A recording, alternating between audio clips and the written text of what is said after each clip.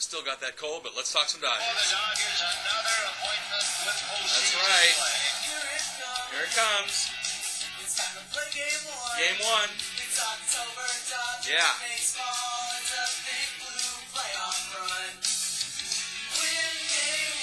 That's right. That's what we're up for, Game 1, baby.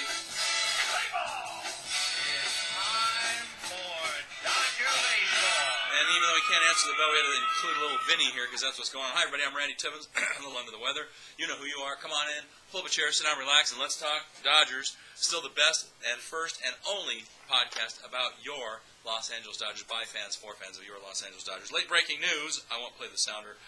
We just heard him a minute ago. Vin Scully, he's not going to participate in the postseason like he wanted to this year. Had some sort of surgical procedure, but will be fine for 2016, of course. Meanwhile, speaking of Vinny, nobody's talking about this. He's got to get well. You know why? Not just the playoffs.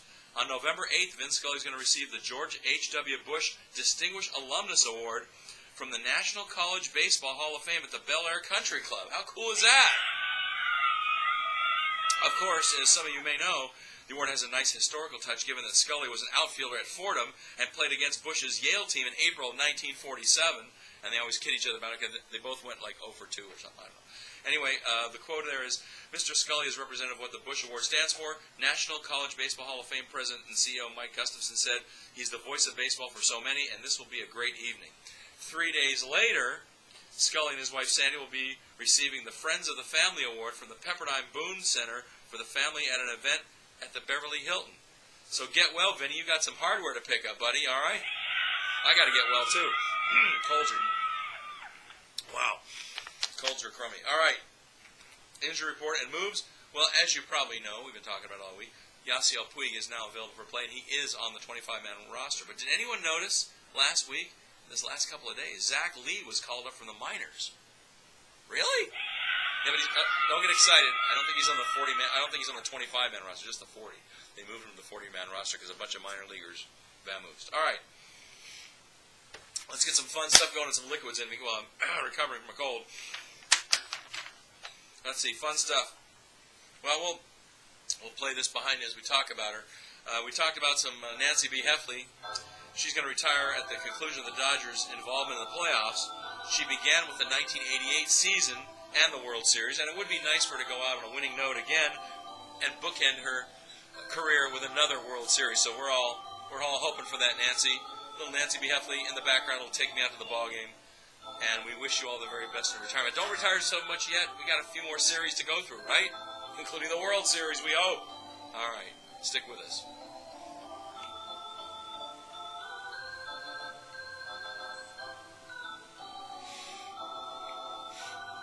All right, that's good. All right, that's good enough. Got some shout-outs on the show today. I want to give all the shout-outs and raise a glass to my spring training posse. You know who you are. Roger, Mark, Scott, Aaron, Nani, and Lacey. Well, by the way, go Rangers for the Lacey. I think they won today. They won yesterday. They had a long 14-inning game today. I think they might be still playing. It's been going on for like 9 hours. Also, shout-outs to David C. and Kathy E. Been a great season. Let's make it a greater season by taking it all. Stats of the day. Got a lot of them for you. Even though there's no ball being played, here's some stats you need to know going into the playoffs. The Dodgers topped the National League in homers for the first time since 1983. Yeah, blasting 187. That's their most since 2004 when they had 203. Los Angeles rookies combined to contribute 51 of those home runs, establishing a franchise rookie record. That's never been done before. They've never hit 51. Previous high was 46. That was done twice in 58 and also in 60. Another stat I looked up yesterday is those of us with colds, you might wonder when you're sick in bed at night, you got a cold, how many people in the world have colds the same time you do?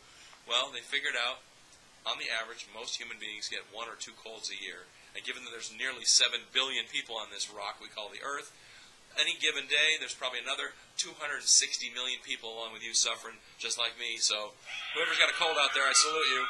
Drink plenty of fluids. And your favorite meds to get well. Dodgers also ranked among the NL's best this year in walks. They came in second in the NL in walks with 563. On-base percentage was .326, good for second place in the National League. And slugging, they were third in the National League with .413. So there's a couple other stats to chew on while you go into the playoffs. Also, the Dodgers led the majors. Are you listening, Bobby Keevy? The Dodgers led the majors in fielding. 988. Wow. Committing the fewest errors, 75, of any big league team. That's amazing. Dodgers topped the majors in fielding last in 2004. So that's the last time they did it. Wow. All right. A few more stats here, and then we'll get going out to the ballpark. Our two Cy Young contenders, Zach Greinke and Clayton Kershaw, both of them you'll see in the next couple of days, combined to go 35-10 with a 1.90 ERA this season. Wow. That's astounding. And one more stat I have for you. Pardon me. A.J. Ellis, you know, this guy's been great as just our backup guy this year, but he was hurt a little bit. But A.J. Ellis hit 386 in his postseason career so far. That batting average is the highest in Dodger franchise history among hitters with at least 50 plate appearances in the playoffs. Ellis ranks second in franchise postseason history in both on-base percentage and slugging percentage, behind only Manny Ramirez. Keep it up, A.J. Guys like him, those role players, they can be the difference in this game. You never know. Let's see. This date in Dodger history, October the 9th, 1988. Our favorite year in Dodger history recently. On this date in 88, Dodger catcher Mike Scioscia makes a statement with his bat in Game 4 of the NLCS against these same Mets. Well, not the same guys, but the same team. The Mets in New York at Shea Stadium. The Mets were just 3 outs away from taking a commanding 3-1 lead in the best-of-7 playoff series when Scioscia shifted the momentum with his bat. Trailing 4-2 in the ninth, John Shelby drew a walk before Scioscia hit the first pitch from hard-throwing right-hander Doc Gooden over the wall in right field to tie the score at 4-4. And then, of course, Kirk Gibson smacked a solo home run in the 12th that proved to be a decisive blow, 5-4 victory. The Dodgers then evened the series at 2 games apiece and eventually won it all in 7 games to advance the World Series. I was at most of those playoffs at Dodger Stadium, and I was also at the World Series that year. Mets had defeated the Dodgers 10 times out of 11 during the regular season. 1 game was rained out, which they did not make up. Which means our Flashback Friday photo of the day, pardon me, 1988 Topps baseball card of Sir Captain Kirk Gibson, and of course Mike Scioscia, who we just talked about. So we got both those guys. They made history on this date in 1988. And of course, they went on to the World Series and won it all. All right. Let's get you out of the ballpark before my voice totally disappears. NLDS Game 1 tonight. Clayton Kershaw, 16-7 with a 2.13 ERA. Versus Jacob DeGrom, 14-8 with a 2.60 ERA. 6:45 is the first pitch on TBS. NLDS Game 2, Saturday. Zach Greinke, 19-3, 1.66 ERA. Noah Syndergaard, 9-7 with a 3.24 ERA. 6:07 first pitch on TBS. Play-by-play on TBS is going to be Ernie Johnson with analyst Ron Darling, Cal Ripken, plus reporter Sam Ryan on the sidelines. Incidentally, for those who don't know, there are going to be a lot of former Dodgers involved in TBS's broadcasts.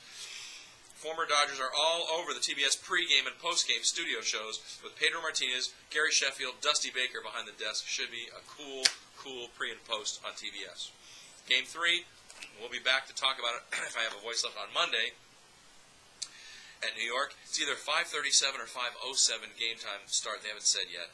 It's going to be left-hander Brett Anderson, 10-9 with a 3.69 against Matt Harvey. Matt Harvey's 13-8 with a 2.71, also on TBS.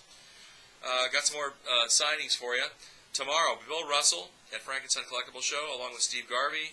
Actually, Steve Garvey's going to be 1 p.m. at the annual California RV show at the Fairplex in Pomona. That's at 1 p.m. So those are all the things going on. I'm not going to be here with you for Game 2 because that's tomorrow. So what I will do, and I have a game-watching party, by the way, West Hills Pizza, 6 o'clock tomorrow night. Be there, be square. Since I can't be there with Game 2 for you, I will play the Game 2 tagline that I like to play every year when we're in the playoffs. See if, and maybe this time we'll bring it home. So whether we win or lose Game 1, we got to win Game 2, so here it is. That's right. All right.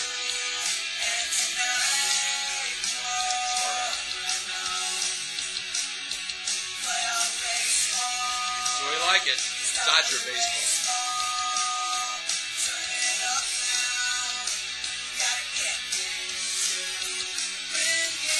And win Game 1 as well. So let's see you if we can win both of them, and I'll see you back on Monday. Tell your friends, Let's Talk Dodgers right here on Facebook and YouTube. I'm Randy.